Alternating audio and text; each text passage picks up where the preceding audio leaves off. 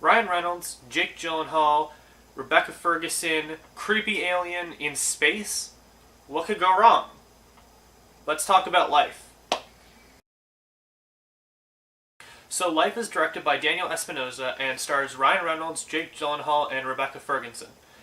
It is about a group of scientists who go up into space on the special space station, and they come in contact with a life form, and it's the first life form from Mars. So they have to take it aboard their station and do tests and studies and figure out what it is and if it's hostile, if it's friendly, and what it could be and mean for, like, science.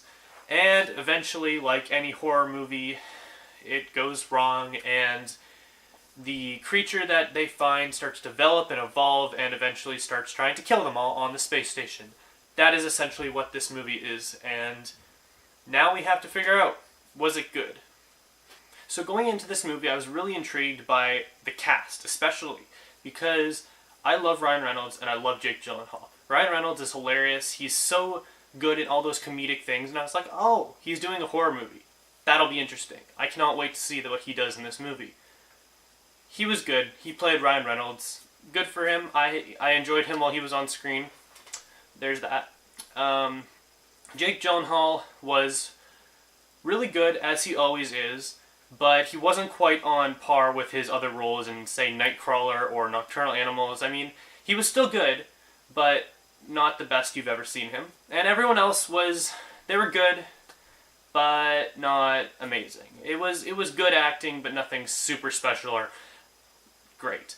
My favorite character was played by Hiroyuki Sanada, and he was the one I felt who had the best development. He was the one I cared most about and I was rooting for throughout the entire thing.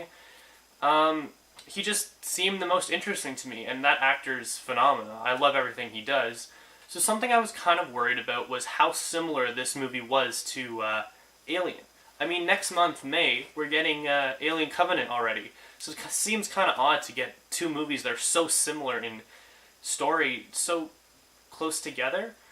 I mean, after watching it, there are definitely similarities. It's a movie about a space crew in space getting attacked by an alien life form.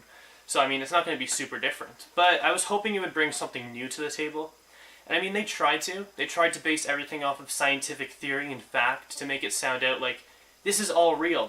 Could happen. Like, Alien is very sci-fi. This one felt like they were trying to really connect it to what we know and make us scared because it could happen. Like, it's all real, proven and stuff. My problem with that is they were inconsistent.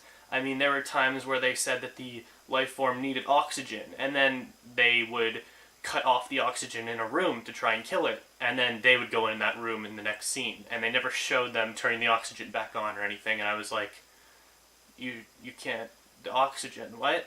Overall, the movie just didn't feel like something special. It feels like they missed what they were going for. It had a good idea, but it wasn't executed properly, in my opinion.